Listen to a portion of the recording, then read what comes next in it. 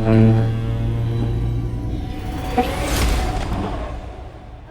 and welcome to the inaugural episode of our brand new podcast, Nightmares and Nightcaps. I'm Ephie. And I'm Austin. And today we're going to be talking about Curry Barker's obsession. I've been obsessed with obsession. Same. And my Instagram reel has been noticing. My algorithm. My Instagram Reels algorithm, because I'm not on TikTok anymore. I'm on TikTok still. I was barely ever on TikTok, and I'm definitely not on it anymore. YouTube Shorts has not captured me. No, but it is mostly obsession stuff right now. It's kind of all I see. Yeah, and if it's not obsession stuff, it's Curry Barker's sketch group. That's a bad idea. Mm-hmm. Which that counts. Yeah, I think that counts. Before we get too into it, though, I think we should introduce what our podcast is. So here's the deal. We're going to talk about horror movies on this podcast. We're going to review them. We're going to deep dive them. And we're also going to make themed cocktails for every movie. So this is the One Wish Willow. And it's delicious. I almost said the Weeping Willow, and I was like, not that franchise. No. It's so tasty. The One Wish Willow, which we worked together on the cocktail. Yeah. You made it, but I mean, well, yeah, it was a collaborative effort. Yeah, but the recipe is pretty simple. It's 2 shots of gin. We just used New Amsterdam. It would probably be better with something Hendrix or something. Honestly, New Amsterdam. It's pretty good. It's fine. For a shit bottle of gin. Svedka gin. Svedka gin. Underrated. Hey, not sponsored, but like if you wanna, that'd be cool. Svedka gin. It's like, how much is it for a bottle? Well, we're in Pennsylvania. True. So that does factor in. But even for Pennsylvania, it's cheap. $10. Yeah, it's for a bottle. $10 for like I don't know how many milliliters. A bottle, 750 milliliters. Yeah. But when we were in New York, I did notice it was like $28. Well, that's New York. I know. So, but it's so good for results $10. May vary. Yeah, I was going to say results may vary. It's good for $10. It's good for $10. Would I spend $28? No, I would just get a better. Yeah, that's true. Better gin for the same price. That said, the recipe for this is 2 shots of gin, muddled black cherries, blood orange soda, which we got from Trader Joe's, and a cinnamon stick. That's it. So it looks kind of like bloody, gutsy, and then the cinnamon stick is like the One Wish Willow. I know you said you wanted to break them. I do fear, because we poured these drinks so long ago, it might just be soggy now. Yeah. I'm pretty sure that I've seen the press stuff they've been doing with One Wish Willows. Mm-hmm. Like Curry Barker's taken them to a couple interviews. I think Cooper, I actually don't know his last name, and apologies. But the guy who played Ian, who was also in the That's a Bad Idea sketches, he also did, I think, like an Instagram reel, YouTube short type of thing where he broke one. Pretty sure they're just 3D printed, the ones that they've been taking with them. Because they have that, like, they're just like all black. They just kind of look like a 3D printed deal. Which... that's fine. Makes sense for if you're going to keep breaking them. Yeah. I want one. Do they sell them? Does A24? No, wait, this isn't. It's Neon. It's Neon. No, it's Focus Features. I thought it was Neon. No, it's Focus Features. Oh, no, I'm getting all my movies. Nirvana, the band, the show, the movie was Neon, which is, it feels weirder. That feels more like a Focus Features. Yeah, I feel like this should be flip-flop, but yeah. They pulled it from the digital release schedule. That's crazy. Yeah. Good for them. I know. That's awesome. Because they were like, oh my God, people keep coming out to see this. It's so good. I want to see it again. Do you want to see it again? Probably. I can't stop thinking about it. I don't want to go back to the theater because the second theater experience we had was not great. Well, because a bunch of 12-year-olds were on their phones and they wouldn't stop talking. But that doesn't mean they're all going to be like that. No, the first one we went to was great. This is Bodhi, our third host. What do you have to say? You said it was really profound. Oh, wow. You missed it. I got it in here. Bodhi's a little cinephile. Certified cinephile. Is that a thing? Is that something? It is now. Is that something? It is now. Certified cinephile? Holy shit. Someone get Kendrick on the phone. So yeah, Click. My favorite movie. You've never seen it. It's my Don't favorite lie. movie I've never seen. Don't lie to the people. A quick plot synopsis or like recap. Obsession is the, I don't even want to say feature debut of Curry Barker because he did direct a feature on YouTube called Milk and Cereal. I would say it's his theatrical debut. feature debut. Yeah. Obsession follows a character named Bear who is deeply insecure and hopelessly infatuated with his friend Nikki. And he finally decides he's going to confess his feelings, except he doesn't. Instead, he buys her a gift at a novelty, like sort of witchy metaphysical shop.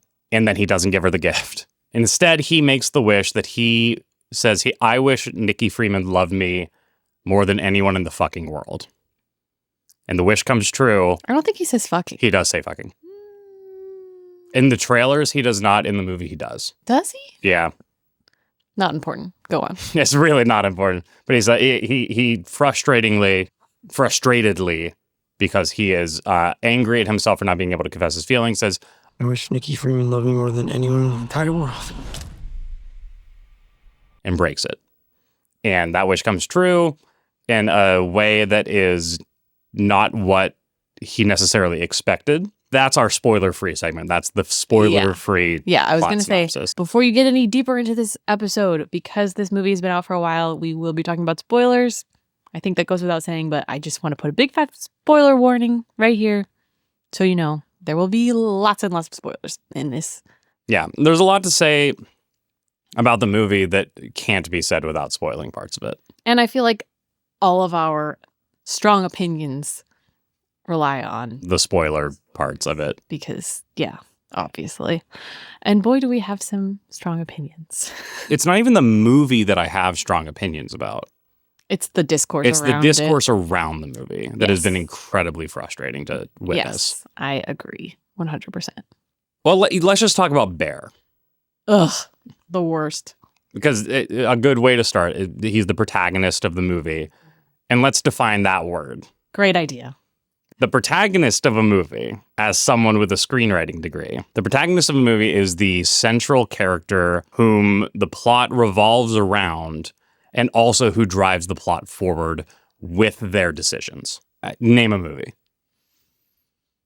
Oh my God, this is like that.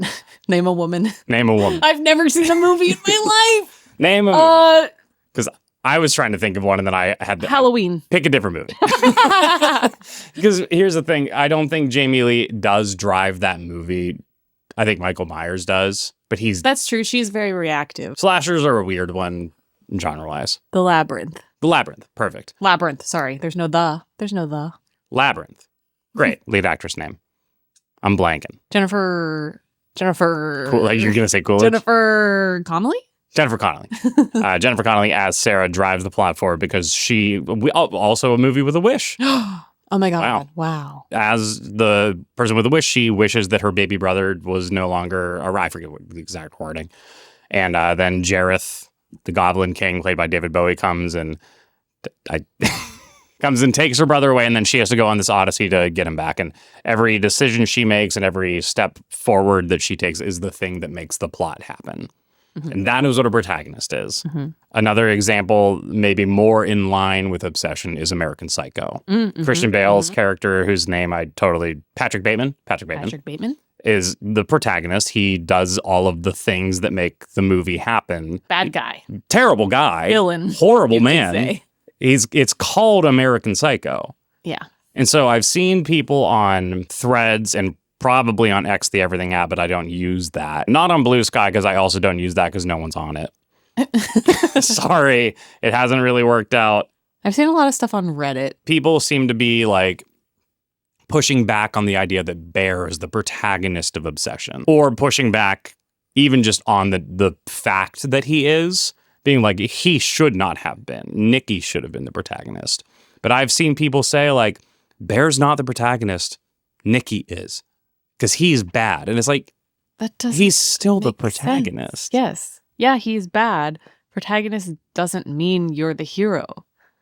Hero means you're the hero. Right. No one's saying he's the hero. No. He's just the protagonist. And Nikki, or I guess I would say Freaky Nikki, is the antagonist. Right. Nikki is the victim. Yeah. But she's not either of those things. Right. Without Bear, the movie does not happen. Right. Quite literally, like by definition of what a protagonist is. Without Bear, this movie does not happen. Mm-hmm.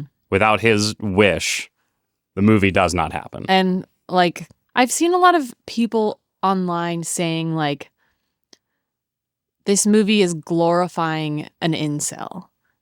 Yeah, I saw a couple people even arguing that Curry Barker must be a misogynist. Yeah, it's like, oh, because Bear is this horrible person, this incel, and he is the lead in this movie, therefore this movie glorifies people like that, and therefore Curry Barker is one of those people. And it's like, do you think the director of American Psycho is a murderer? Right. Like, hello? If anything, making a despicable character the protagonist of your film is generally done to make a point about that type of person. You're simply wrong if you think that just because this person is the lead, is the protagonist, that means everything they do is justified and glorified. Mm-hmm. Even in the context of the movie. We can have a moral debate about whether or not it's good to make movies about certain types of people. I don't like Ryan Murphy and the way that he made like a Jeffrey Dahmer show. Yeah. But that's also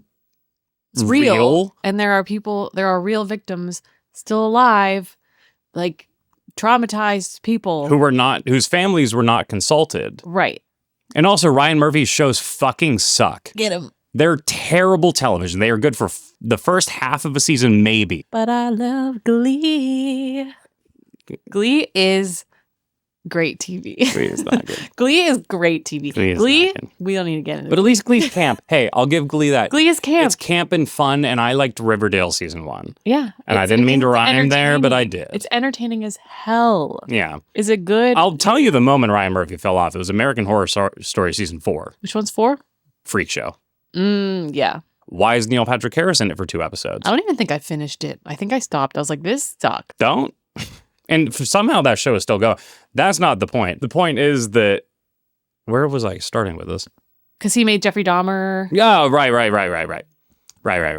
Yeah, I think there's an important discourse to be had about whether or not we should glorify serial killers in media or whether we should produce shows based. I don't like true crime. Yeah. But this movie, fake crime. It's fake crime. It's fake crime. It's not real crime. It's not real crime. It's fake crime. Yeah, I think true crime, when it is dramatized, can come off as glorifying. Yeah. Not always, but often. Whereas this is a work of fiction. It's more of like a character study than anything. And that's not glorifying. And also, Bear's not a serial killer. Well, that too. But he's still a shitty person. I've noticed there are so many scenes or even shots or just like subtle moments of this movie that it's so obvious that they are showing you that he is a bad person.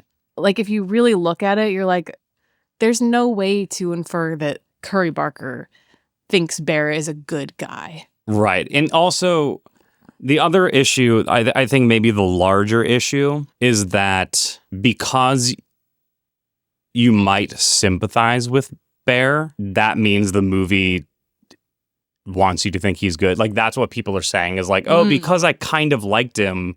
I guess like Patrick Bateman from the moment you meet him is an irredeemable piece of shit. Bear is a more nuanced character. Yeah.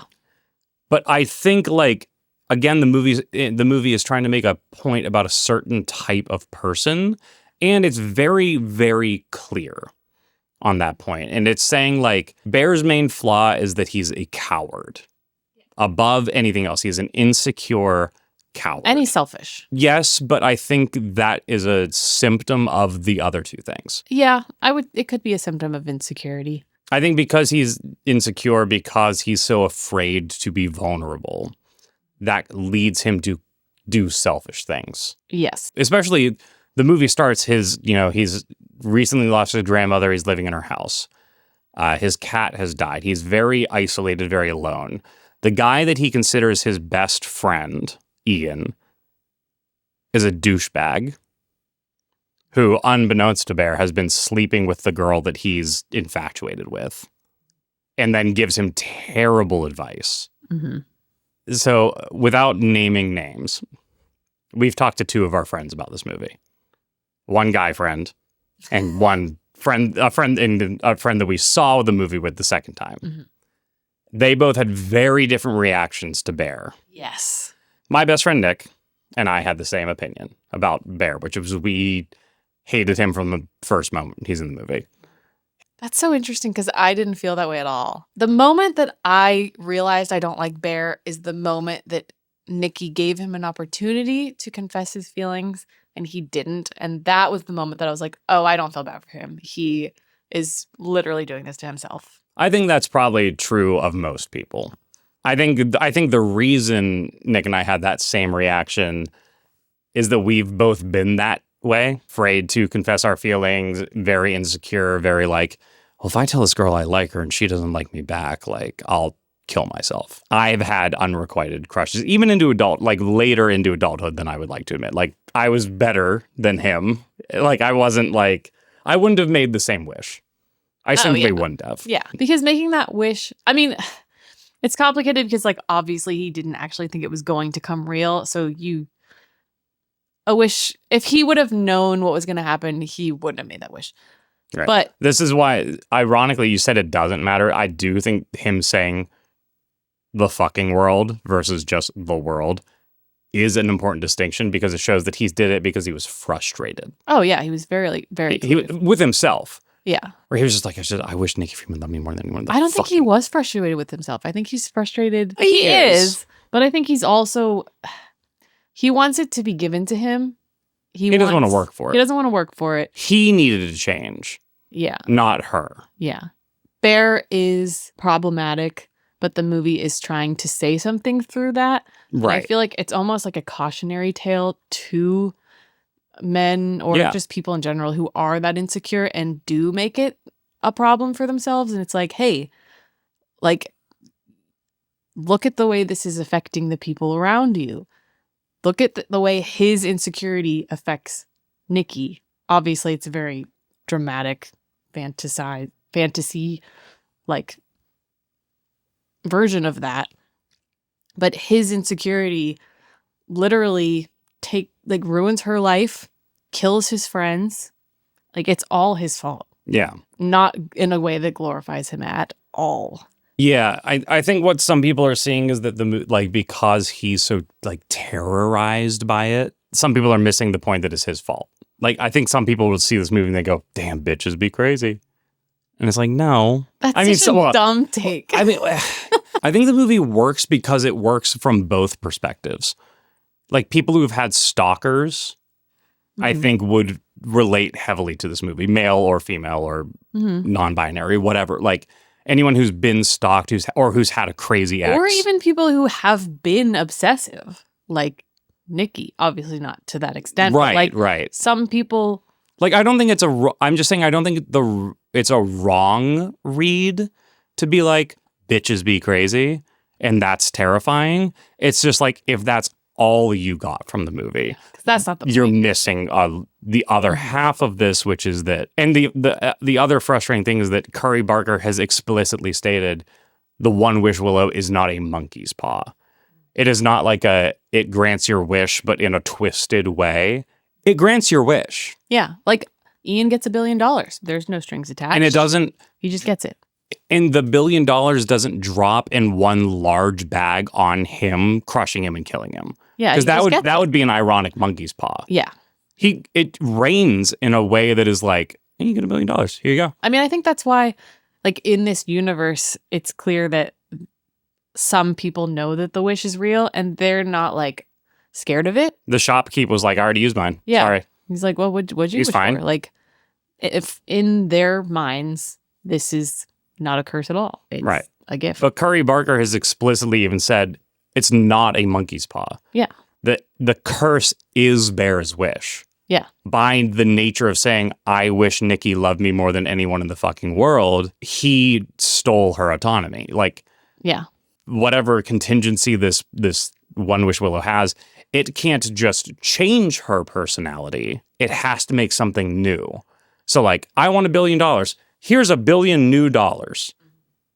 The movie never tells you that like, oh, it was taken out of Elon Musk's bank account or whatever, right? Yeah. Like it never tells you where it's just, here's $1 billion. That's $1 billion now exists. I wish Nikki Freeman loved me.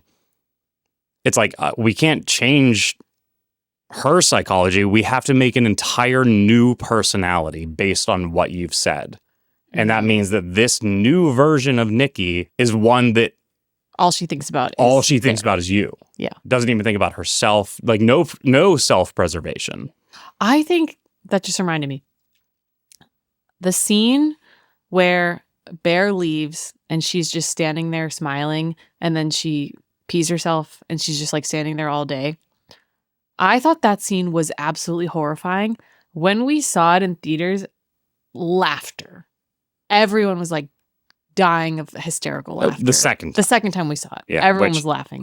To reiterate, was an incredibly immature audience. Yes, but I've seen other people saying that their theater also laughed during that part. That's interesting. It's like very common that people find that scene very funny. Yeah, because I was very off-put. And I was I'm like, gross. No, that's like, she is so obsessed with him that she is putting all of her bodily needs aside and only cares about him. And it was like terrifying to me. But so many people are like, haha, that's so funny. Pee. It's like, what? Pee and poop and it's vomit. Crazy. Funny. Yeah. I mean, that is probably the most exaggerated smile she gives in the entire movie. Yeah. I think there are only a few scenes that are like objectively horror. And it's the middle of the night, he wakes up and she's in the corner of the room scene. People were laughing at that too. In our theater, people were laughing. Our theater was crazy. That was a bad theater experience.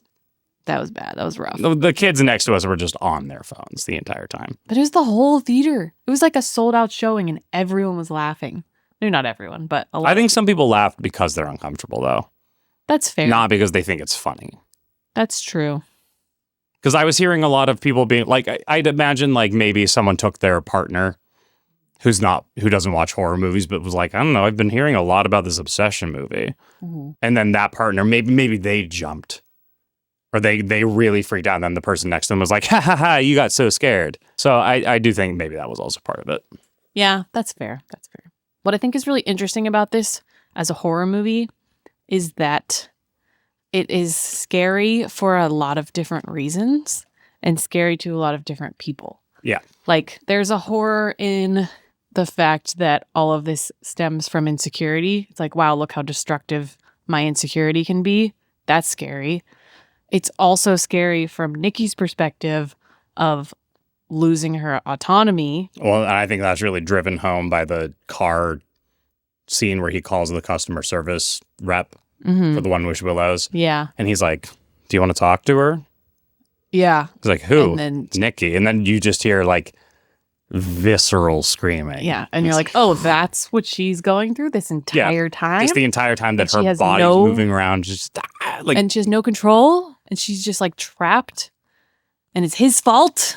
That's terrifying. And I think being trapped in a relationship where you've lost your autonomy, obviously a very exaggerated version of that, but like not an unrealistic thing. Yeah. That's a very real thing. And that's horrifying. So there's so many layers of horror. Right. And that's not even counting just like the face value horror of like her freaky uncanny valley makeup and or the backwards imagery. walking or the like that's all surface level horror. Or even just like the first like big scare in the movie is when they kiss for the first time. And she like snaps back and she's like, what the fuck? And you're like, yeah, what the fuck? Like, what the fuck? Yeah. It's a great movie. It's just, it's not subtle in any capacity. And I don't mean that as a criticism. I just mean like, holy fuck, how are people not getting it? Mm-hmm. The diner scene was one that they put out before the movie came out. With her going, no, no, no, don't do that. And it's a great showcase of her acting. And it's like, again, even at that point, you could give Bear the benefit of the doubt. Like, what's your mind going to go to first? Like, oh, maybe she actually likes me, or that wish worked. Like, you're probably going to go towards the former option. Right. Yeah. Ian says as much on the phone to Bear at that restaurant scene when he's like, her dad's not sick. He doesn't have cancer, and they don't talk. Something's wrong with her. And even then, you might still be like, yeah, but there's no way the wish worked. But best case scenario, you're dealing with someone who is in a severe mental health crisis now. And you're still taking advantage of And her. the next scene is him raping her. Yeah. And like, I'm not even gonna call it sex. She is catatonic. Yeah. Fake. Like, and he knows at that point, he might not fully know that the wish worked, but at that point he knows. He knows something's wrong. And the literal line of dialogue before that is he's like, is your dad really sick? She says, does it matter? And he said, it does not matter to me.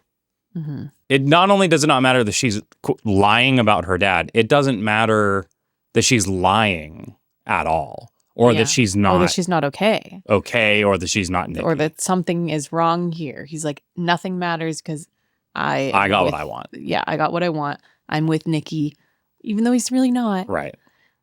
But he's in this naive little selfish bubble that he can't get out of. The dialogue in this movie is phenomenally written with the layers of subtext to it. Like, it doesn't matter to me is great. The customer service rep saying, just because you, what is the line? It's like you chose just because you chose this for her doesn't mean it's not real. Yeah. Yeah. And it's like, like even that conversation, it's like, it's putting the weight of that fully on Bear. Yeah. Like, you took away her autonomy. You chose this. But also, we're talking about as if there is only one Nikki. Freaky Nikki is also real and is a real person who is obsessed with Bear. That's just her only. It's her only thing. Her only thing. She's like a newborn. Yeah, I mean, the whole movie, she's trying to like learn how to be a person. Or like the sex scene is kind of the first time we really see that. It's like, oh, no one's perceiving her, so she's not putting on an act. She's audibly putting on an act. She's like moaning so that he thinks. But he's not looking at her. But her face says, I am not here. Yeah. I am not. Or even when she's like, oh, come on, Bear, my cat just died. Yeah. I mean, your cat just it's like, like she's learning. The memories are there, but they're hazy, and she's trying to pick up the pieces really quickly. And I think that's what that conversation with the customer service agent is. It's like, he says you have a moral obligation to be there for her. Mm. And he's not talking about real Nikki. Yeah. He's talking about the newly created, fully existing person that is freaky Nikki. Because she's completely dependent on him. She doesn't understand morality. She thinks like, oh, your cat's dead, so I made a shrine. Oh, you didn't like that? Okay, I cooked it into a sandwich. Oh, okay, you didn't like that? Oh, you were talking to this other girl. I'm going to bash her face into the steering wheel. You've been watching Interview with the Vampire. Oh, yes. And we just rewatched the movie last night. Freaky Nikki is like Claudia. In a way, yeah. She has a very like primal instinct. She's not really fully aware of the world around her. She's just like, she has needs. Right. And if Bear were a better person, his two options are kill himself to put an end to it and free Nikki. I guess let's say three options. Kill himself, kill Nikki as she requests, or, and this is the selfish option, but it's the only selfish option that like is better than what he ended up doing, is that he is there for Freaky Nikki. Yeah. And like nourishes that and helps her and is like a caregiver to a degree. Or get someone else to make a wish, which he did try to do. Right. I'm really curious to know what would happen if Nikki's wish in the end it worked. But if that happened and he hadn't taken those pills, would their relationship, I mean, they would both lose their autonomy and they would not be the same people anymore. But would their relationship be like destructive, or do you think they would just be happy together? I think based on the way that she was obsessively in love with him, if that was reciprocated, they would become like agoraphobically locked in that house. Mm-hmm. They'd probably just like starve. That's what I'm thinking. Like, well, yeah. Because I mean, they might still cook food together, but it might be like fucked up. Like, I think it would just I think they would just slowly degrade. Yeah, like they would neglect all of their other They wouldn't needs. have any money. They wouldn't go to work because they didn't want to be separated.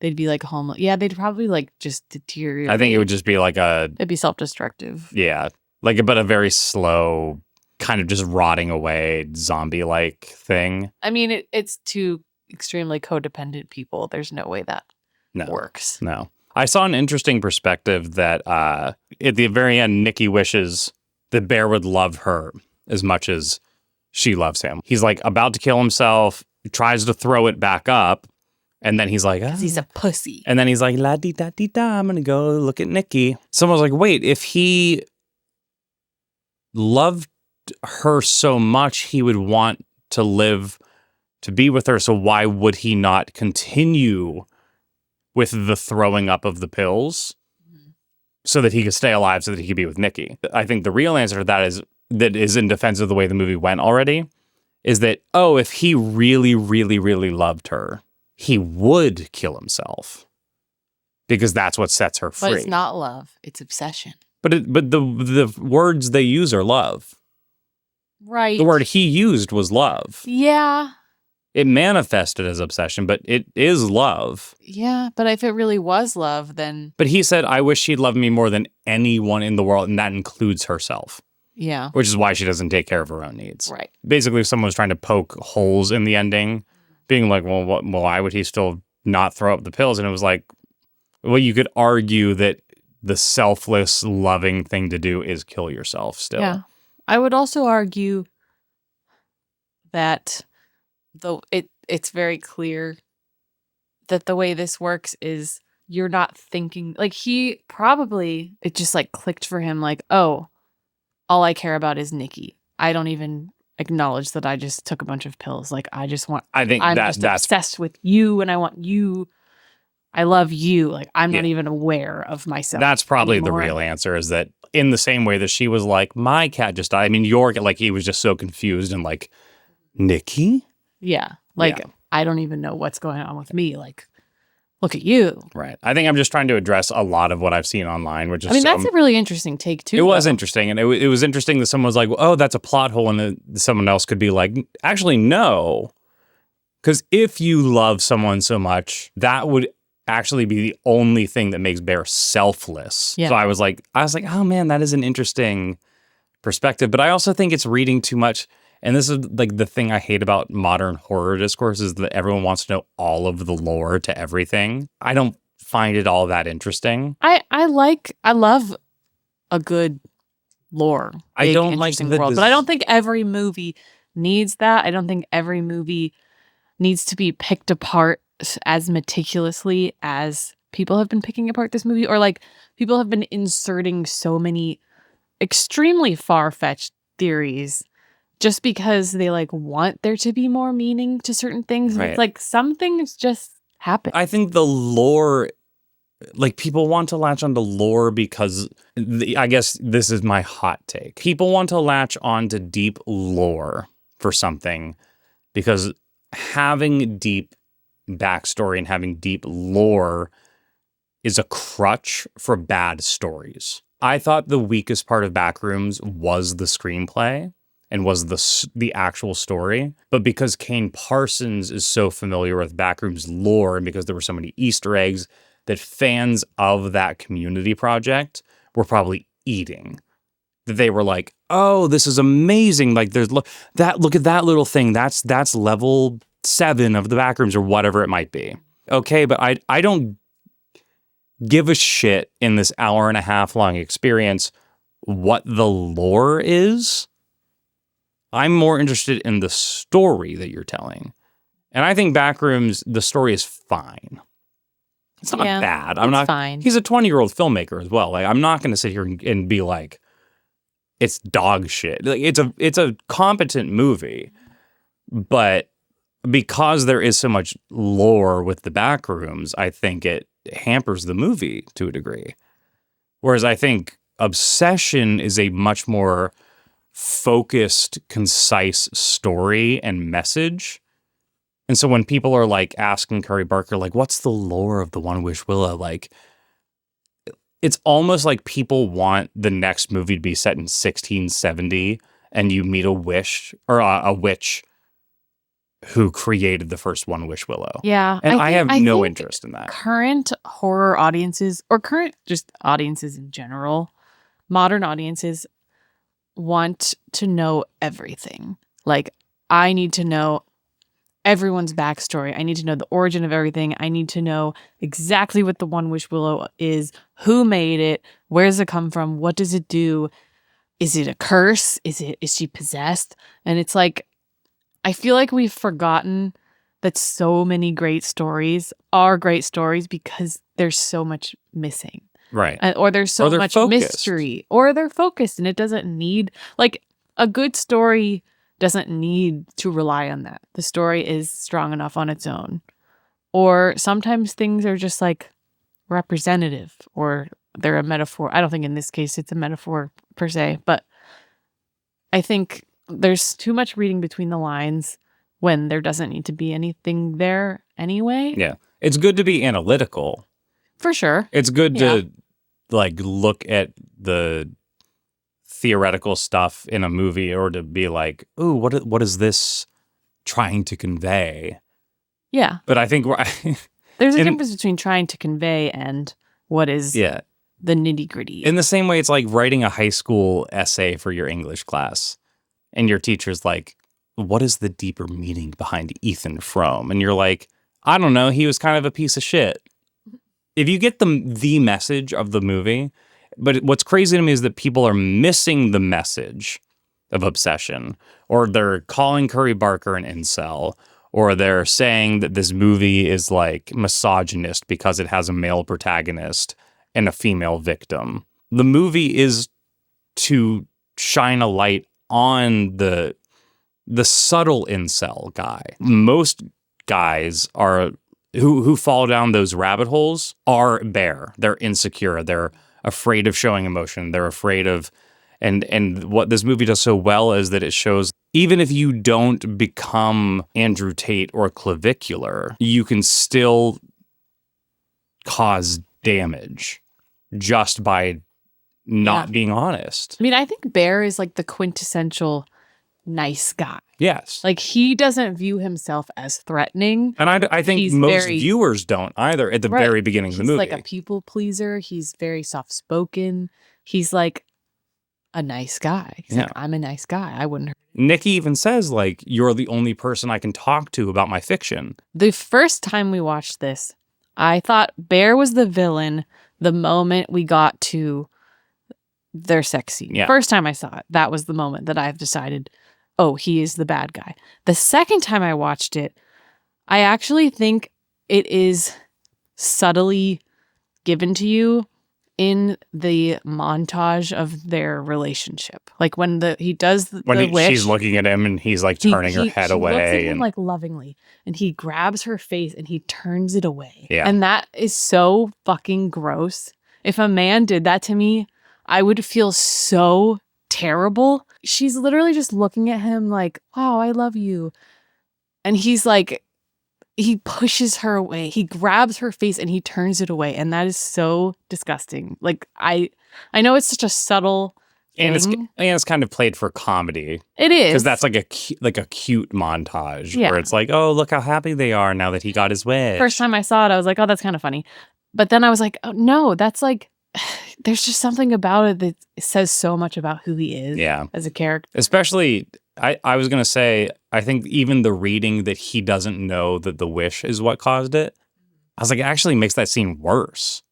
Yeah. Because if he was like, oh, that's because of my wish, then maybe that's a little bit funny before he knows how fucked up the wish is. Mm-hmm.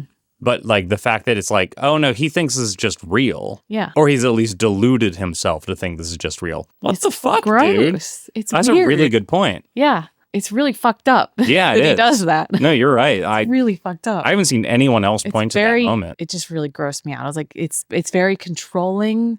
It's very like, it's just not good. Interesting because I wonder if they did actually date and he did actually date real Nikki and then he saw other sides of her, if he would be like, actually, he wouldn't have liked it. He wouldn't have liked it. He wouldn't have at all. It's the manic pixie dream girl. He had this vision of her as this perfect, untouchable person, and then he gets her and he sees this other side of her. Granted, it's very manipulated by the One Wish Willow, but the wish creates a new Nikki is what I'm trying to say. Sorry. I know that's like very nitpicky, but it's like, no, I have seen people say she's possessed and she is not possessed by a demon that loves Bear. What demon is that? Is that a theory? Well, no, people said she's possessed by a demon, but like by the nature of the way it works, like a demon that loves Bear? No, it has to be just a new mind, just a new thing. Yeah. It's just. But I wanted to specify that it's not the One Wish Willow. It's the wish. It's the wish. Yeah. Yeah. That's the other thing I've seen is people being like, the One Wish Willow, it's a monkey's paw. It's inherently evil. It's like, you could just wish for $1 billion and get it. You can't wish for someone to love you. Oh, I have a question. Yeah. We don't have the answer to this, but they say, like, the lore of the One Wish Willow is when you die, the wish goes away. Yeah. Do we think when Ian died, the money went away? Or is there $1 billion in his house? Because I would say the way the movie's written, no one said that Bear's wish went away in that implicit language. What was the language? He said, like, basically, how can I fix this? And they were like, well, you could kill yourself. Mm-hmm. Maybe the I think he did say the wish goes away. I think he said the wish ends or when the wish dies with you or something like that. Yeah, something like that. Because I'm so curious. I would have to look back. Because I've also seen a lot of people say, like, man, Nikki's going to be in a tough spot. 3 dead bodies with her in that house. Sarah's body's there. Ian's body, Bear's body. She's just woken up. Her body's kind of fucked up. And if they investigate it further, there's $1 billion in Ian's house. Yeah. Very incriminating. Right. Confusing, but incriminating. But you're right. Maybe there's not $1 billion in this house. Maybe. But because now Bear's wish doesn't create a physical thing necessarily. It just sort of alters. It creates a mental thing. Yeah. But the mental thing goes away. But I am curious. Does a physical thing go away? Yeah, I would have to look at the language of how they worded that. Because I think he only ever asks questions in relation to his situation. Mm-hmm. I want to alter my wish, which is also a problem with Bears. No. I don't want to cancel it. I like that she loves me. I just don't like the way she loves me. Would you like to cancel your wish? And he goes, no. It's like, what do you mean no? Yeah, that was just like the nail in the coffin. Yeah. It's like, you see what this is doing to her and you still want to do this to her? You know she's suffering and you still want to... I just can't imagine walking away from this movie being like, Curry Barker must be an incel because he really glorified Bear. He literally dies. He literally dies in the end. And it's... Like, he finally does the, like, I'm going to do the selfless thing, save Nikki by killing myself. Great. You finally figured it out. And then at the last second, he pussies out and he's like, I don't want to die. I care more about my own survival than the fact that I've completely destroyed this person's life. And 2 of my friends are dead. And it took 2 of his friends dying to push him to that point. He still doesn't. When at least 2 people who know more about the situation or know more about the wish have told him, well, you could kill yourself. No, Bear sucks. Bear sucks from the beginning, from the first second to the last frame. Nick and I were repulsed by Bear from moment 1. Yeah, that's really interesting. We were like, oh, practicing how he's going to tell this girl. I thought that was kind of cute. I was like, dude. And then I was like, oh no, you suck. Just fucking do it. It's been 7 years. Yeah. But again, I think it's because I've been that person who was like, how do I tell this person I like them? Just fucking do it, dude. Get over it. She literally gave him an out. She was like, Bear, do you like me? And then he's like... Still says no. Just be honest. And I think there is a reality where he confesses honestly and openly to her his feelings. Maybe she reciprocates. The actors both had different interpretations of that. Mm-hmm. He was like, absolutely no way Nikki would ever get with Bear. I think she might. She said she would. If Bear had been honest in that moment, she might have given it a shot. I think there's something attractive about someone being direct with you about their feelings. I think if he was more confident. Yeah. But if he were to show that confident side, then maybe she'd be like, oh, well. But there's also like, I hate saying like, he just needs to be more confident. Because there is like a bad reading of that where you become the Andrew Tate. Or you become Ian, who was also, he just kind of had like a douchebag vibe about him. Yeah. No, I've known a few Ians in my life. He's not a bad guy. He doesn't really do anything wrong. I've seen some really negative interpretations of Ian where people were like, oh, he clearly wanted Nikki for himself. So he was setting Bear up for sabotage. I don't think that's true. I don't think that's it's true implied either. that they were just like friends with benefits. If they wanted to date, they would have dated. He's a bad friend for knowing that Bear was really into Nikki and then fucking her behind his back. Like, that's not great. And we don't know how long he's known Bear has liked her either. Well, Bear, it's been 7 years. It's been 7 years, but maybe Ian's only known for 2. We don't know. I think if you're a good friend, you don't sleep with Nikki. Yes. Like, if they're good friends, you you don't sleep with Nikki. You just don't. I agree. Has he known for the full 7 years? Well, he still knows. Yeah, but they also had stopped hooking up. We don't know when Bear true. told Ian. I still think Ian is not that bad. I think he's just like, he did like one thing that was kind of not cool. I think he's bad.